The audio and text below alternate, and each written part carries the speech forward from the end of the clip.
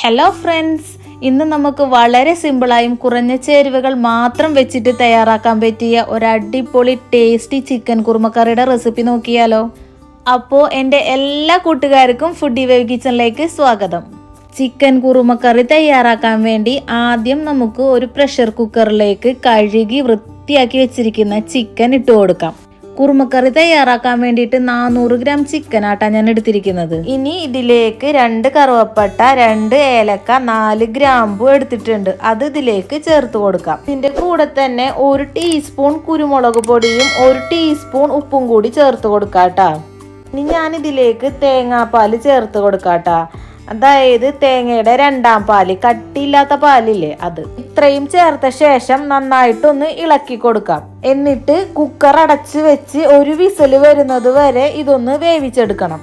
Chicken വെന്ത് വരുമ്പോഴേക്കും നമുക്ക് ഇതിലേക്ക് ആവശ്യമായ ഗ്രേവി തയ്യാറാക്കാം. അതിനായി ഒരു കടായി അടുപ്പത്ത് വെച്ച് നന്നായി ചൂടായി വരുമ്പോൾ ഇതിലേക്ക് 2 ടേബിൾ സ്പൂൺ അളവിൽ വെളിച്ചെണ്ണ ഒഴിച്ചു കൊടുക്കാം. എണ്ണ നന്നായിട്ടൊന്ന് ചൂടായി വരുമ്പോൾ 2 മീഡിയം സൈസ് സവാള നീളത്തിൽ അരിഞ്ഞെടുത്തത് ചേർത്ത് കൊടുക്കാം. എന്നിട്ട് ഇതൊന്ന് വഴറ്റി കൊടുക്കാം കേട്ടോ. സവാള ചെറുതായിട്ടൊന്ന് വഴറ്റിയെടുത്താൽ മതി കേട്ടോ. നമുക്കിത് മിക്സിയിലിട്ട് അടിച്ച് പേസ്റ്റാക്കി എടുക്കാനുള്ളതാണ്. ഇതുപോലെ ചെറുതായിട്ടൊന്ന് വഴണ്ടി വന്നാൽ ഇനി ഇതിലേക്ക് 1.5 ടേബിൾ സ്പൂൺ അളവിൽ ഇഞ്ചി വെളുത്തുള്ളി പേസ്റ്റ് ചേർക്കാം. അതുപോലെ തന്നെ എരിവിന് വേണ്ടി 3 പച്ചമുളക് കൂടി ചേർത്ത് കൊടുക്കാട്ടാ. ഞാൻ എടുത്തിരിക്കുന്ന പച്ചമുളകിന് നല്ല എരിവുള്ളതാട്ടാ, അതുകൊണ്ടാണ് ഞാൻ 3 എടുത്തത്. നമ്മൾ ഇതിലേക്ക് എരിവിന് വേണ്ടി വേറെ മുളക് പൊടി ഒന്നും ചേർത്ത് കൊടുക്കുന്നില്ല, അതുകൊണ്ട് പച്ചമുളക് എടുക്കുമ്പോൾ എരിവ് അനുസരിച്ച് എടുക്കാട്ടാ.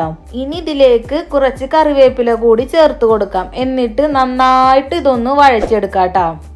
ഈ ഇഞ്ചിയുടെയും വെളുത്തുള്ളിയുടെ ഒക്കെ ഒരു പച്ചമണം ഉണ്ടല്ലോ, അതൊന്ന് മാറി അത്യാവശ്യം വെന്ത് കിട്ടിയാൽ മതി കേട്ടാ. ഇപ്പോൾ സവാളയും പച്ചമുളകും ഇഞ്ചിയും വെളുത്തുള്ളിയും ഒക്കെ ഒന്ന് നന്നായി വെന്ത് കിട്ടിയിട്ടുണ്ട്.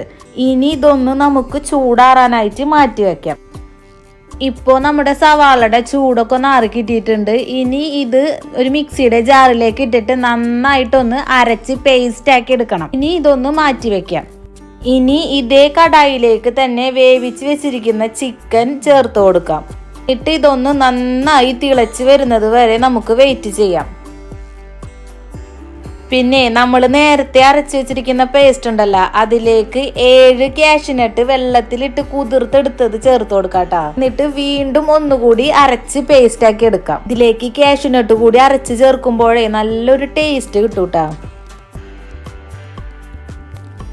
ഇതുപോലെ നന്നായി തിളച്ച് വന്നു കഴിഞ്ഞാൽ ഇതിലേക്ക് അരച്ച് വെച്ചിരിക്കുന്ന പേസ്റ്റ് ചേർത്ത് കൊടുക്കാം. എന്നിട്ട് ഇതൊന്ന് നന്നായി ഇളക്കി മിക്സ് ചെയ്തെടുക്കാട്ടാ. നന്നായി ഇളക്കി മിക്സ് ചെയ്തെടുത്ത ശേഷം ഇനി ഇതൊന്ന് ഒരു 5 മിനിറ്റ് നന്നായി തിളപ്പിച്ചെടുക്കണം. ഇപ്പോൾ 5 മിനിറ്റ് ആയിട്ടുണ്ട്. ഇനി ഇതിലേക്ക് വേണ്ടത് 1/2 ടീസ്പൂൺ അളവിൽ കുരുമുളക് പൊടിയാണ്. അപ്പോൾ അതും കൂടി ചേർത്ത് കൊടുക്കാട്ടോ. അതുപോലെ തന്നെ 1/2 ടീസ്പൂൺ അളവിൽ ഗരം മസാലയും ചേർത്ത് കൊടുക്കാം. എന്നിട്ട് നന്നായി ഇതൊന്ന് ഇളക്കി മിക്സ് ചെയ്തെടുക്കാട്ടോ. ഇനി ഞാൻ ഇതിലേക്ക് ചേർത്ത് കൊടുക്കുന്നത് ഒരു ചെറിയ തക്കാളി കട്ട് ചെയ്തെടുത്തതാണ്. തക്കാളി ഒരുപാട് വേവിക്കുന്നില്ല, ചെറുതായിട്ടൊന്ന് വാടി കിട്ടിയാൽ മതി. ഏകദേശം 2 മിനിറ്റ് മാത്രം തിളപ്പിച്ചാൽ മതി കേട്ടോ. ഇത്രയും ആയിക്കഴിഞ്ഞാൽ ഇനി ഇതിലേക്ക് ചേർക്കേണ്ടത് 1ാം തേങ്ങാപ്പാലാണ്. അപ്പോൾ അതും കൂടി ചേർത്ത് കൊടുക്കാട്ടോ. ഇനി ഇതൊന്ന് നന്നായി ഇളക്കി മിക്സ് ചെയ്തെടുക്കാം.